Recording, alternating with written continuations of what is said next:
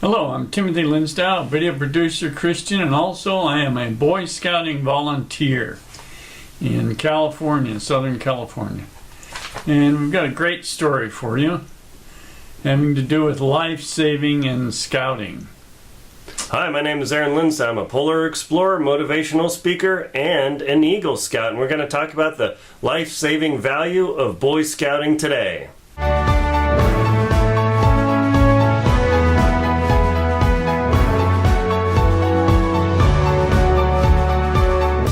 There are a number of programs in Boy Scouting. We have Cub Scouts, Boy Scouts, Explorers, Ventures, Sea Scouts. These are all different programs of Boy Scouting. Lots of scouting, huh? Lots of stuff. And today we have a story from the Atlanta Journal-Constitution about the valiant effort of an Explorer Scout. Now, Explorer Scouts belong to specific organizations like police departments or fire departments, and they're trained in those areas. Mm-hmm. And this particular scout, his name is Mario Alexander, a 17-year-old. Cool. Let's show everybody a picture of Mario Alexander, and we'll show why Mr. Mario Alexander is important to this story. Check this guy out. He looks sharp. I like it. So not only is he in the law enforcement part of this, but he also learns life-saving techniques that he used in this particular situation. He works at a Target store, and he gets this call that there's an emergency, that a thief, robber, had apparently stabbed two of his fellow workmates at Target. Yeah, well, can't believe that. He immediately sprang into action and went and rescued both of them. They were both bleeding from severe wounds, one from a severe injury to his arm, and he immediately used his Target shirt to make a tourniquet to prevent any further blood loss, and then I think a neck wound on the other person that he also worked on. Now you can see he didn't have any first aid equipment. He used just what he had, and that was the great part about the training. He used what he had to save these two people, either from further injury or something even worse. Mm-hmm. Yeah, Mario Alexander. He's 17 years old. So this guy is just a 17-year-old kid. You know, you might pass by him on the street and think, what's the big deal? You know, I'm sure you wouldn't even think about him, but this young man, these people are working at Target. I don't know how many people work at a big Target store. A couple hundred, probably? Yeah. Oh, yeah, easily. And you just cruise along, doing your daily thing, and all of a sudden, the story wasn't very specific about when the robber broke in or whatever, but somehow the dude pulls a knife out and starts hacking up these poor Target workers. And the call goes out with their little earpieces. They've got the microphones, and I always wondered why stores have microphones, and like, now I kind of know, because I don't work in retail, so that was pretty wild. And of course, the Target shirt is red, so not that's a positive, but like, actually one of the things they teach you in first aid is try and reduce the trauma of the patient, right? Right. Is to keep them calm, keep them chilled out. Man, this guy had the presence of mind to immediately go over there and see what he could do to help, and everybody else is like, oh, what do we do? Blam! Boy Scout comes into action. Right. All of the programs have first aid as part of them, which is really very important. Even the Cub Scouts learn basics, and all the way through. An interesting point, too, about the Explorer program is with the Ventures and the Sea Scouts, they are co-ed programs. Now, some of you have maybe heard that their Boy Scouts are allowing girls now into the program. The two programs that they're allowing that is in Cub Scouts and Boy Scouts. These three older programs of Explorer, Venture, and Sea Scouts are ages from 14 to 21. Oh, 21? Really? Yes. Oh, okay. And they have allowed girls or had co-ed programs for over 30 years. Wow. So 1990. So yeah, it's not new for that. Sure. So this young man, everybody's like, "Oh gosh, what did you do?" And Mario Alexander, bam.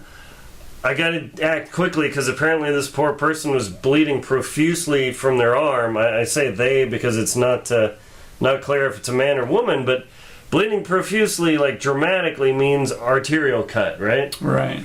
Right. And so, of course, you've got a main artery that goes down your upper arm, and then I think it splits, or there's another one. Sorry, I'm not a doctor, but all I know is if you're cutting and blood's just pouring out, you don't have a lot of time.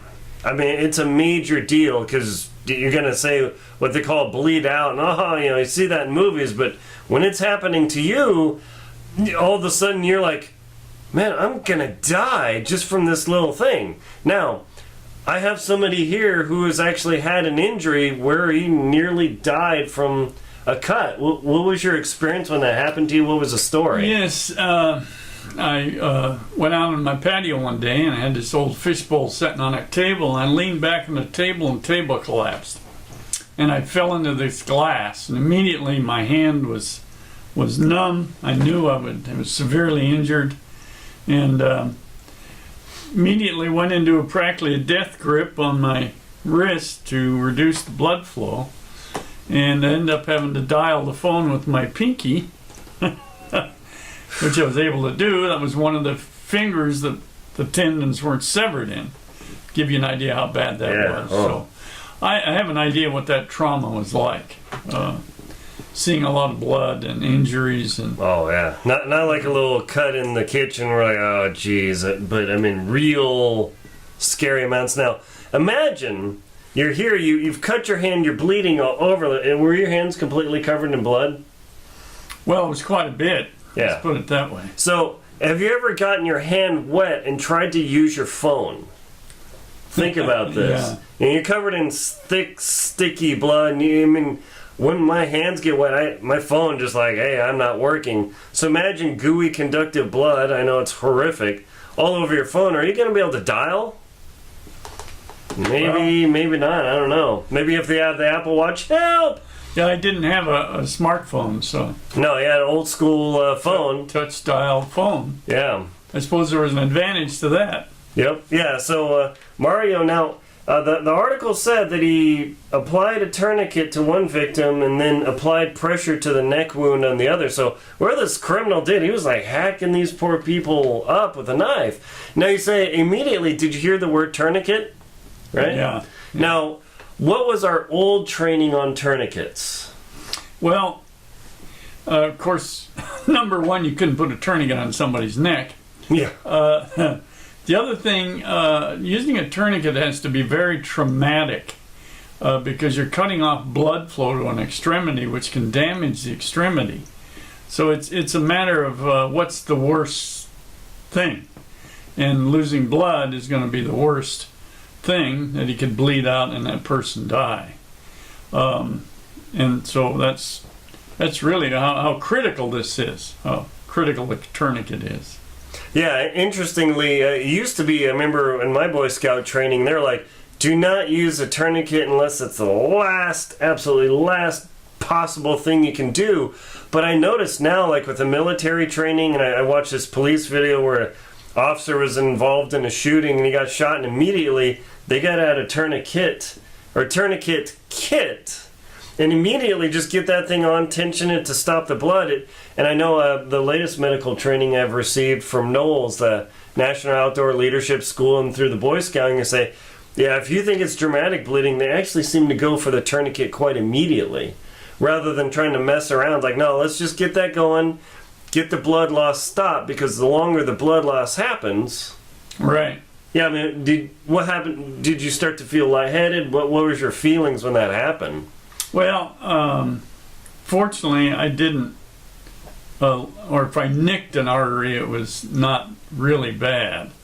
And it was enough that I could control it. So I really don't recall being dizzy. Mm-hmm. Did you start to get sleepy? Other than the trauma, not really. Yeah, but the shock? Yeah, it's the trauma of the event. Mm-hmm. Yeah, so interestingly, this article says the article is in the scouting, right, up to the test, and says Mario's training as a law enforcement explorer involves more than just learning about police work. Law enforcement explorers learn first aid techniques, including how to apply a tourniquet to wounds that might otherwise be fatal. So you just imagine, like, oh, those Boy Scouts, what's a big deal? You know, it's a bunch of little kids in neckerchiefs wandering around. And then maybe you made fun of them, you think, what's the big deal of the value of that program? And then some freakazoid comes into your workplace wielding a knife, or a kitchen knife, it didn't even say. You know, a kitchen knife, everybody has a kitchen knife, right? And starts attacking people. And the only guy in the entire store, at least the impression was, that knew what to do was some guy who was an explorer post in Boy Scouts and literally saved these people's lives. Right, he fell back on his training, and that's what's so important. I've spoken to many people, many adults years later that say, I remember that, what I learned in Boy Scouts. Very basic ways to save people. They weren't complicated. There were things that you could apply, and it made this scout confident. Didn't run away from it. He ran to it and ran into the problem. It very well could have been this person, but unfortunately, this person had ran away, and he was later apprehended. Fortunately. Oh, he was. Oh, good. Okay, bring him to justice, scumbag. Okay.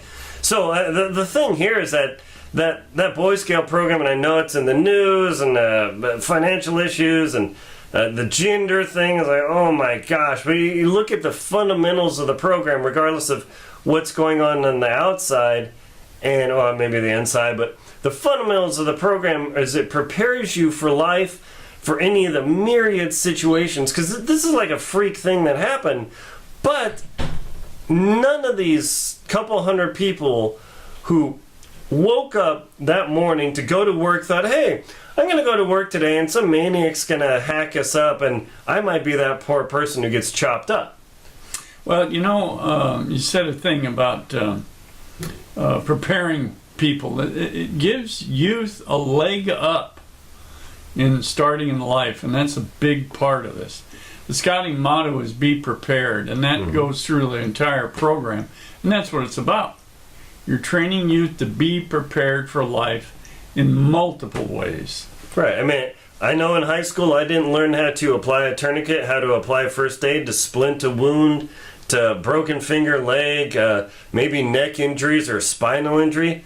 Nothing wrong with school. It's all good. I learned it. But when the chips are down and things are horrible and you've got minutes between life and death, school's not going to teach you that. They don't teach you that. You have to go to the Red Cross, you have to go to some sort of medical training or NOLS or the Boy Scouts. And so this program literally enabled these young people who we all say, the millennials, the Z-Geners, blah, blah, blah, they're worthless, right? And yet the same people are, they're worthless when you're cut and bleeding and you don't know what to do. And this Boy Scout shows up and saves your life. All of a sudden, that's a big deal. Yeah, it's a big deal. So just to give you an idea of this young man, Mario Alexander, if you want to talk about a hero, let's see if maybe I can put the picture closer. Come on, camera. Yeah, there you go. There you go. So when people talk about heroes and giving out medals and participating in an event or I was a victim, this dude was a hero. Yeah. He ran into danger. He didn't know what was going on, but he decided to go anyway to save two people's lives. All the difference. One thing to remember in this program, no matter what you hear in the news and the carrying on, the program itself is the same.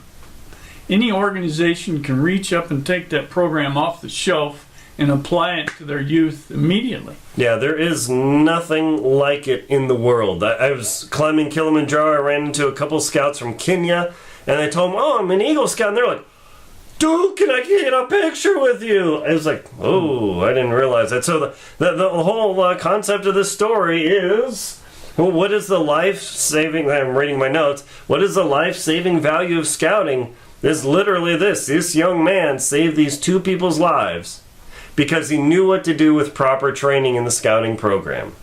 It's great stuff. Give it some thought. donate to them, help them out, support them. Yep, absolutely. My name is Aaron Linsdau. I'm a polar explorer, motivational speaker, and Eagle Scout. And I'm Timothy Linsdau, video producer, Christian, and a scouter. Please like and comment on our video. Subscribe to the channel below. Please support us on PayPal, Venmo, and Patreon. Thank you very much for watching. Thank you.